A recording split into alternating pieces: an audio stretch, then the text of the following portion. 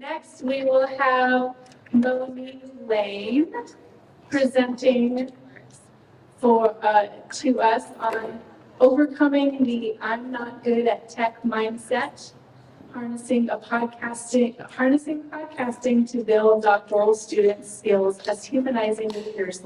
So please welcome Monique Lane, Associate Professor of Educational Leadership in the KSOE Leadership Program. Thank you for the introduction, and good afternoon, colleagues. I am extremely excited to be in community with you all this afternoon, just to share about things that are working, because our jobs are hard. And so it's really nice to be able to be together to just talk about what works sometimes. So I'm a faculty member in the KSOE's Leadership Department. And today I want to share with you how I supported my doctoral students in overcoming the I'm not good at tech mindset. So together as a learning community, we harness podcasting to develop their humanizing leadership skills, which ultimately amplify their voices and perspectives in really impactful ways. So before we get to the good part, I do have to be honest with you and share that when some students first learned that they can create a podcast for a required doctoral course, they were not happy with me. Many actually experienced immediate overwhelm and trepidation. Perhaps this type of project is more appropriate for undergraduate students. I'm just not that good at tech stuff. And can't we just write a paper, Dr. Mo? Right, so these were some of my students' initial, somewhat negative and self-defeating thoughts.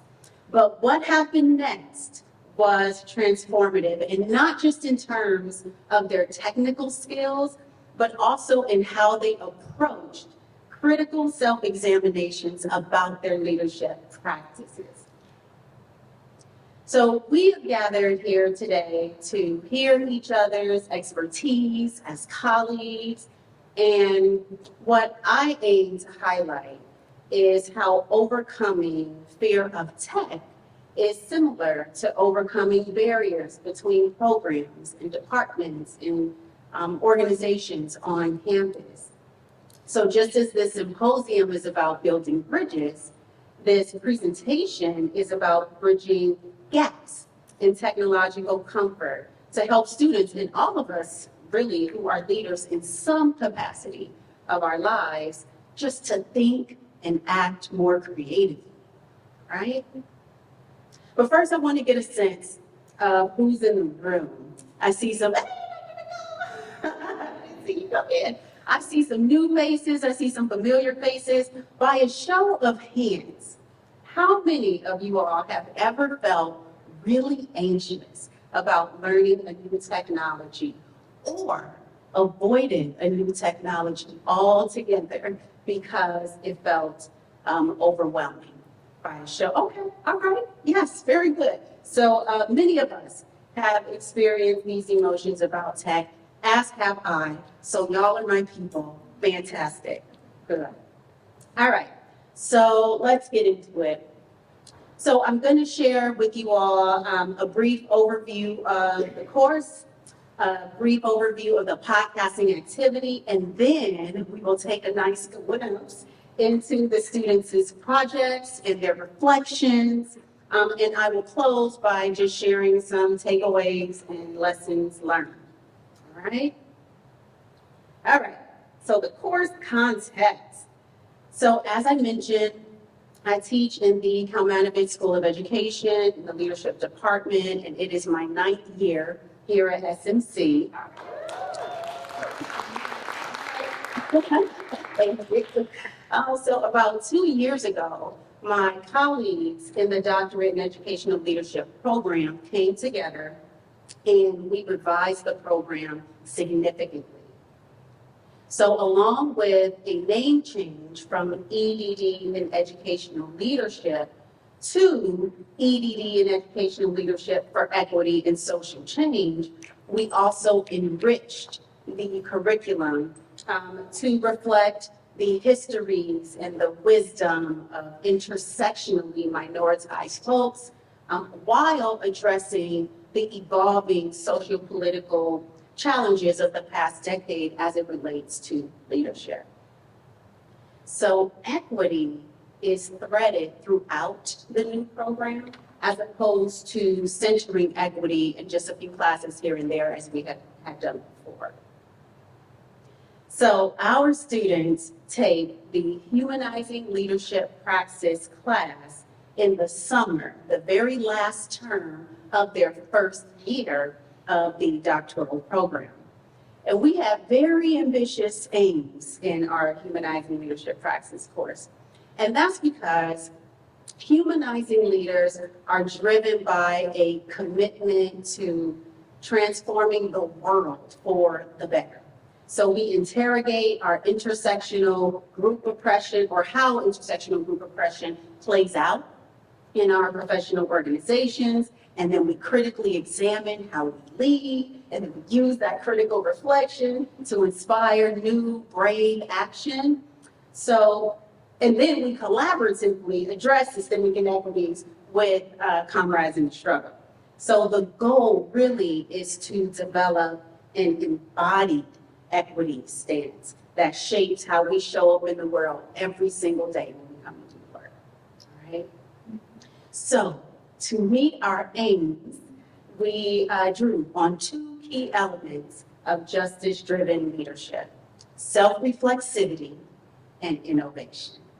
And those tenets were central to our learning, and the podcasting activity allowed students, enabled them to tap into both of those skills, all right? Okay, so let's talk about the mini-pod project. So to initiate the podcasting activity, I implemented 3 R's, right? The first was I provided a clear rationale for the project. I provided a detailed rubric, and then I gave students the space that they needed to critically reflect on their practice and identify a topic for their podcast. So starting with the rationale. So as a class, we spent a lot of time discussing how there are several benefits of podcasting to promote social justice aims, but also to showcase their ideas as scholar practitioners. And then next was the rubric. So to lower the stakes, this was important, I explained how students were expected to create mini podcasts about a growth area related to their leadership practice. So I didn't expect super polished, super professional podcasts, and they didn't have to be super long. I said, just make them around 25, 30 minutes. Although I later realized how it's actually way more difficult to create shorter podcast episodes because it's way more editing involved, but we live and we learn. But it worked. Mini podcasts, something that they felt like they could possibly do and explore and play with. And so I also shared a rubric, right, with clear expectations about the arc of their podcast episode. So what to include in the introduction? What should the body sound like? How do I want you to close and wrap up? And then the students knew that they would be sharing their final products during a listening party in class with in small groups. We broke them up into small groups. All right, so they knew all those things ahead of time. And so our third R was for reflection. Each student needed to come up with a humanizing leadership inquiry topic.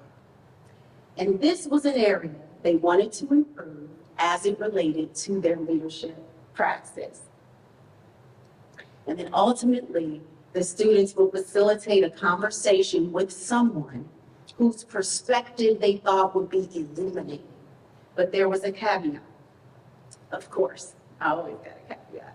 So I asked students to consider chatting with someone on the margins, right? So someone, and these are leaders, these are doctoral, they're earning doctorate degrees in educational leadership. So many of them are already working as leaders in their different various professional organizations, right? So we kind of flipped the script a little bit. So I said, I want you to interview someone whose perspective is historically overlooked, maybe under-theorized, or completely silenced within your professional organization.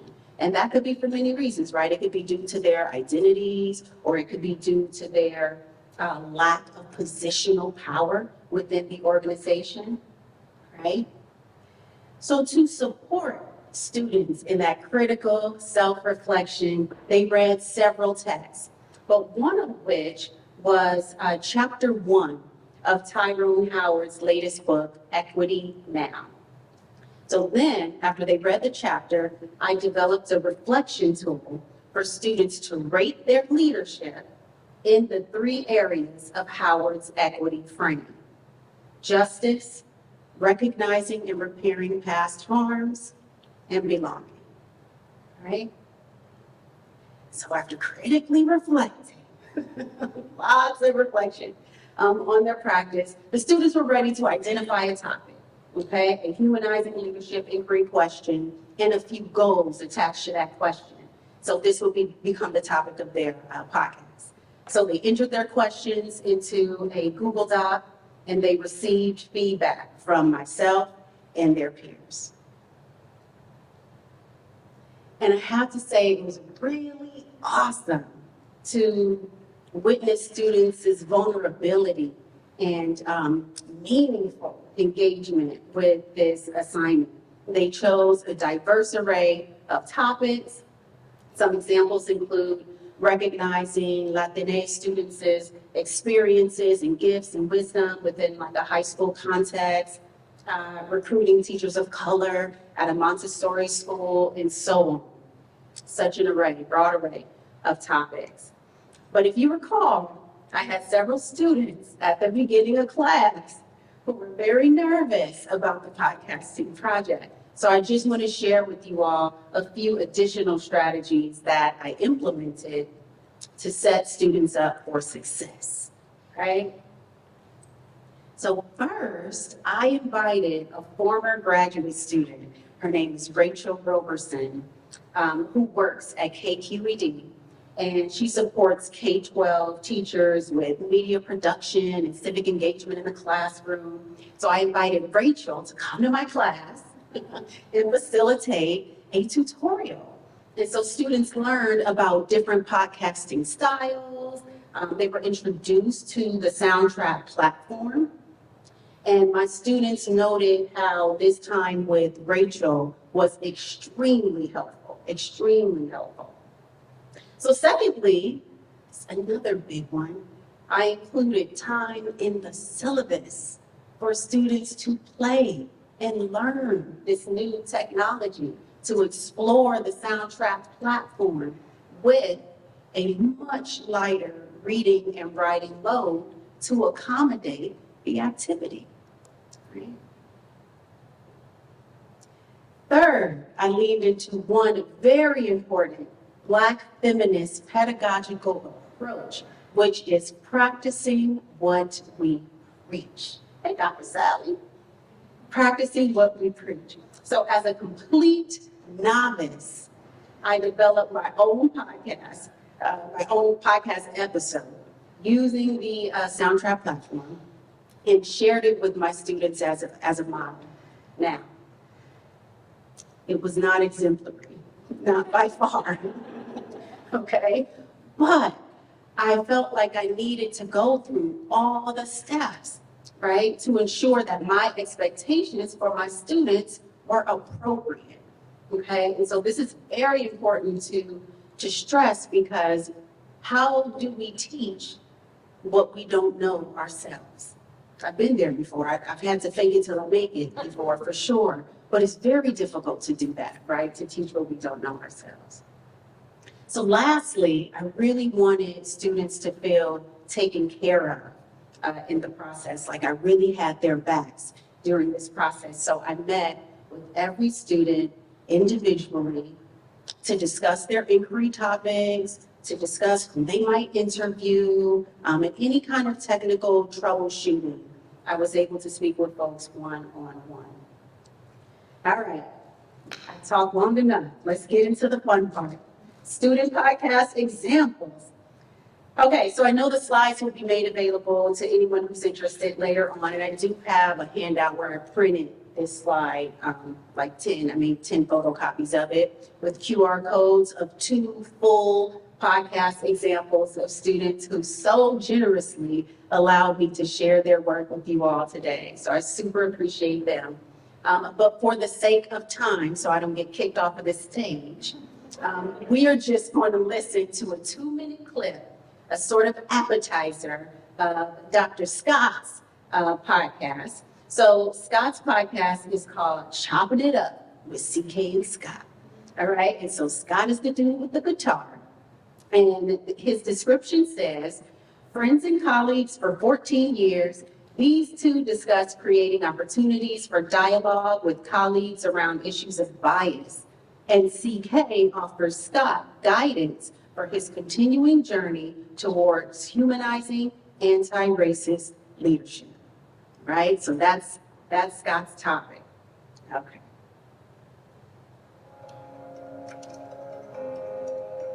Hey, friends, and welcome to Chopping It Up with Scott and CK, a podcast examining themes of identity and privilege in the daily life of a high school. We're your hosts, Scott and CK, good friends who love sharing observations, challenges, and lots of laughs, learning from each other as we journey together as colleagues and friends. In this episode, our very first podcast together, we examine the tricky nature of confronting colleagues on issues of race, bias, and discrimination. And Corey offers me some advice on growing as a leader. Thanks for being with us to chop it up today. Enjoy the pod. One of the things that I really struggle with is the right to comfort. One of the things I've been working on in class is like, when I see something that is very clearly biased, what's holding me back from confronting that, especially when it comes from generally a white male who's in a position of power? How do I do that in a better and more comfortable way? And more honest way, I think. I think sometimes I worry too much about how this would feel to be a teacher and have me come to them and be like, hey, I'm wondering, can you help me understand a little bit about why this kid was singled out time and time again, for example? Or why you thought that was an okay thing to say in class, or why you thought that was an okay activity to put on, right? Because I know you've been caught up in that a lot of times too, when something does happen, and mostly white folks will come to you and be like, well, what do you think about that, Corey? And then the answer will be, well, Corey thought it was okay, so it must be okay. Yeah, do you get the black pass? Yes. Just like, So like the black stamp of approval. yeah. All right, so that was a little appetizer. So let's take a moment to reflect before I wrap up. With a shoulder partner, we only have about 5 minutes, so maybe with one other person or 2 other people at most. I would love for you to quickly share your reaction to the clip and maybe just what you've heard thus far about the podcasting activity. And then if there's enough time, and I posed this question earlier, but maybe you can discuss what technologies you've avoided using because they seem too difficult, and how you might overcome that discomfort. Okay? So is that good? Are y'all okay with that? Okay, can we take just 5 minutes, and then I'll call you back. Let's go.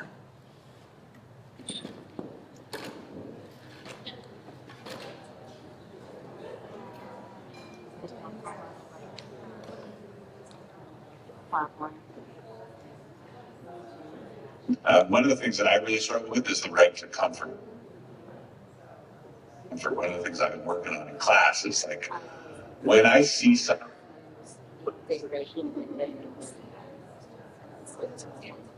that is very clearly biased, What's holding me back from confronting that?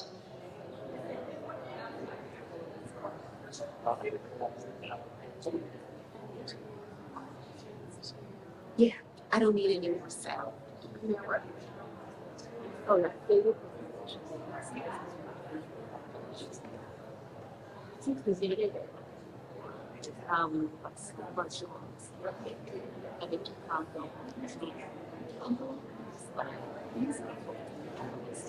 Thank you so much.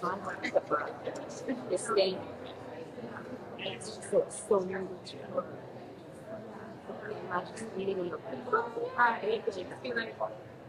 Right. Yeah. Exactly. But and then students were efficient in the slide because that's not the content.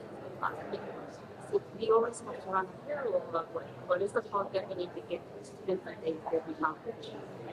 But also what are the challenges that as they are like and sometimes it's hard both around. Like from the like it's hard to teach well, like both well. You don't have time. What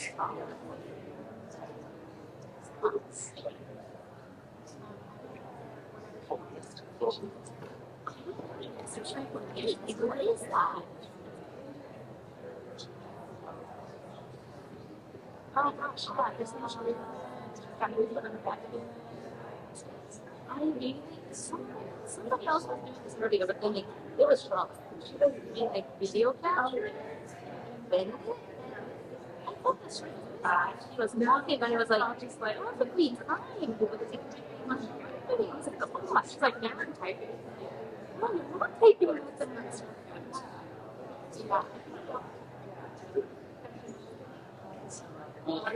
See, that's one of the things that you see. I don't. Some students use. Yeah. Just people have to first. I'm like, I don't know what to argue with. Like, down the message.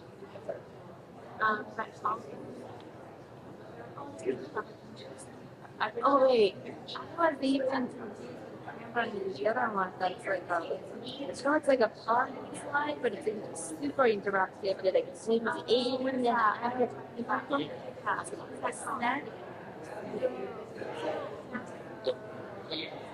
But you know it's not like yes, that's a good one.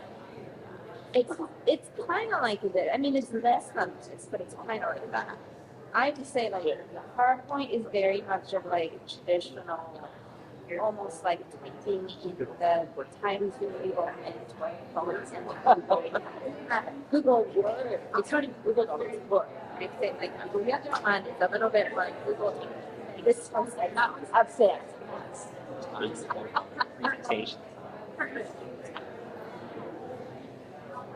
know.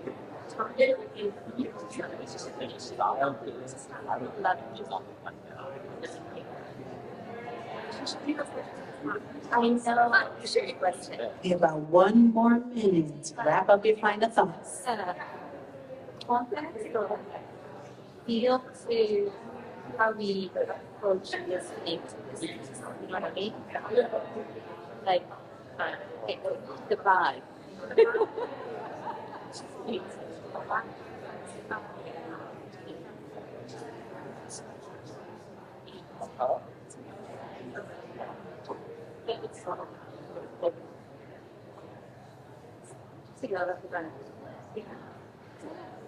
I'm thinking the main speaker asking the question is the right thing. Then the respondent is looking at the right thing. Asking about how do I do this and how do I do it? Like, all right, can we all come back together? Por favor. This microphone is really fun. It's a really good thing we don't have these in the class. All right.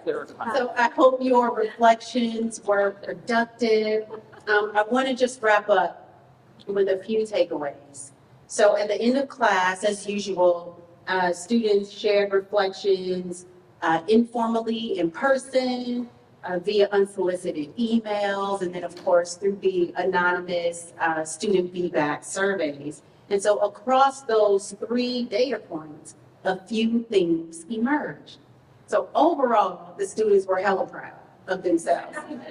They reported an increased sense of self-awareness, and sense of empathy, and innovation through the podcasting project in particular.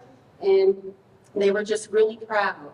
But in terms of the 3 themes, they felt stretched.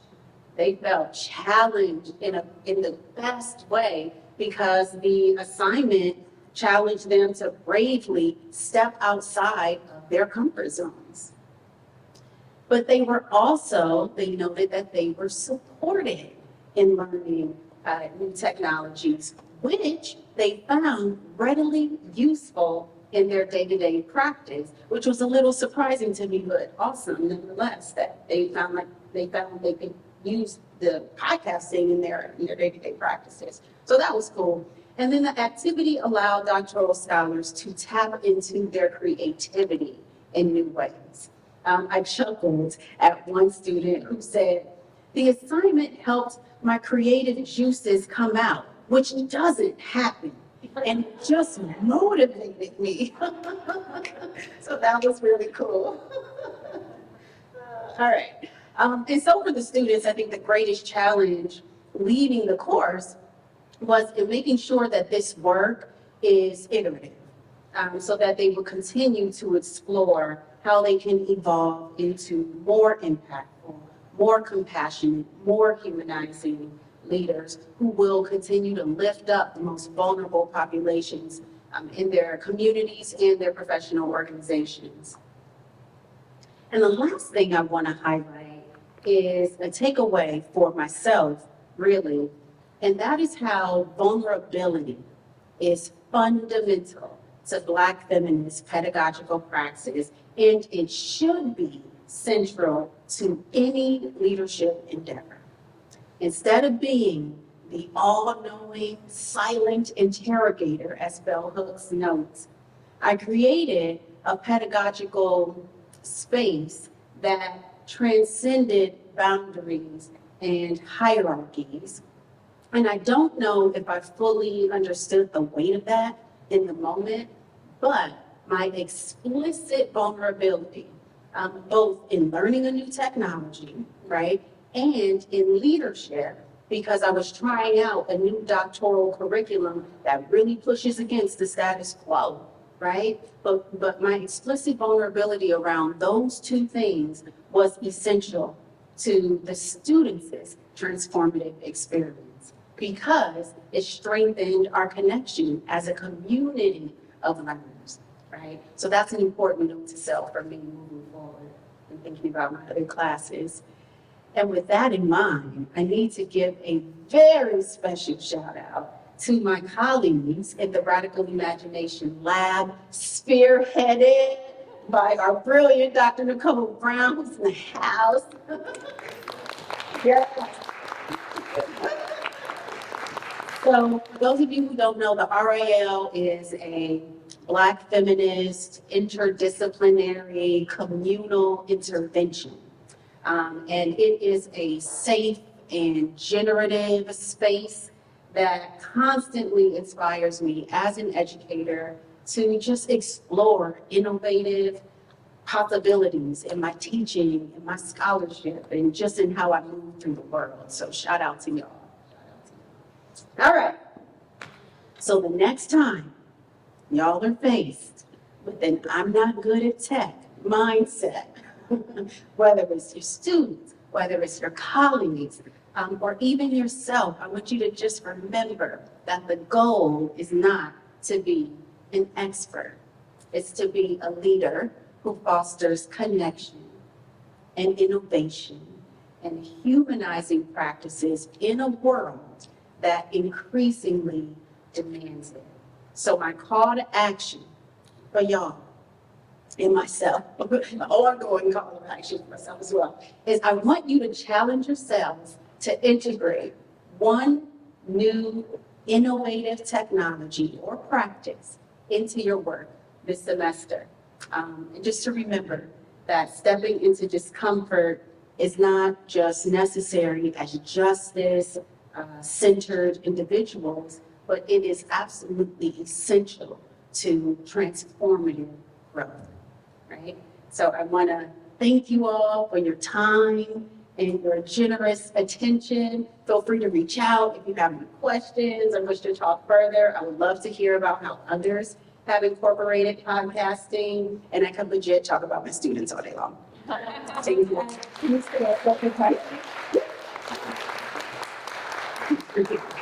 Thank you. Oh my gosh. I mean, I have questions on your slideshow, but you're so amazing.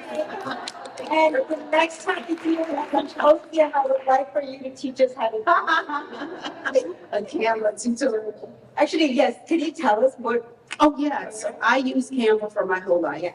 Yes, I pay for the pro subscription and I use it for my whole life, everything. ITS. I love it. ITS. Yes, we need to get like an SMC Canva subscriptions, help assistance funds out. Yes.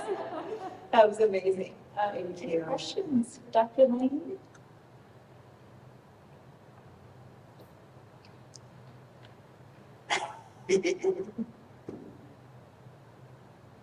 You're giving me a microphone, so I'm just want first to say how filled with gratitude I am to know you and to be in community with you. And you're just brilliant. If y'all don't know, now you know. So I'm so excited. I'm so geeked about this. I'm wondering if you've thought about. So you have the product, you have the assignment, the product. But have you thought about ways to kind of continue that ethic of care, if there are opportunities for sharing what the students have learned and produced here and continue the conversation? Have you, what do you think about like the possibilities around that, or if you thought about that, if you could speak to that? Oh, absolutely. Great question. Thank you, Dr. Nicole, for the affirmation and question. So yes, of course. So the one student at the end of class this summer actually had the bright idea to develop an EDD in Educational Leadership for Equity and Social Change, Humanizing Leadership Praxis podcast. And so I have been doing all of the work behind the scenes. I took it to the faculty and staff in our department and in our program, and then took it to the dean. And now we're having to legalize at SMC, have a look at it to see if we can make that happen. But it would be fantastic, because a part of, like, remember earlier I mentioned the rationale piece around why this kind of work is important for us, how it will help us.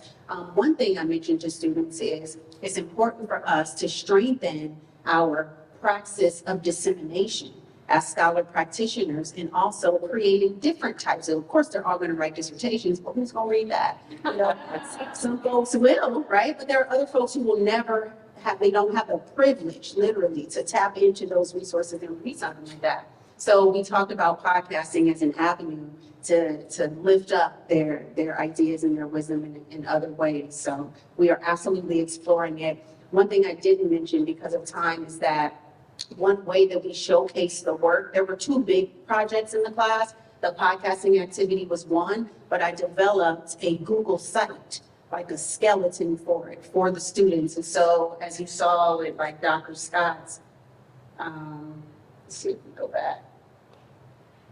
Camera's bad. This little clip here. Go back. This here, you can note, if you notice, if you're familiar with Google Sites, this is from the Google site. So all the students were able to listen to each other's work in full on their own time, because in class, when they shared out, it was just in small groups of like 3 or 4 scholars at a time. So, and we had thought about making the site public, but of course, I left that up to the students to decide. And at the end, they had created such, such meaningful work that was where they got vulnerable, where their community members who they engage with were vulnerable. So they decided not to make the site public. But the podcast moving forward, potentially that would be, and they would elect to submit their podcast for this like ongoing EDU podcast. So fingers crossed that we can get that up and going. Thank you. Yeah. Maybe one more question? Yes.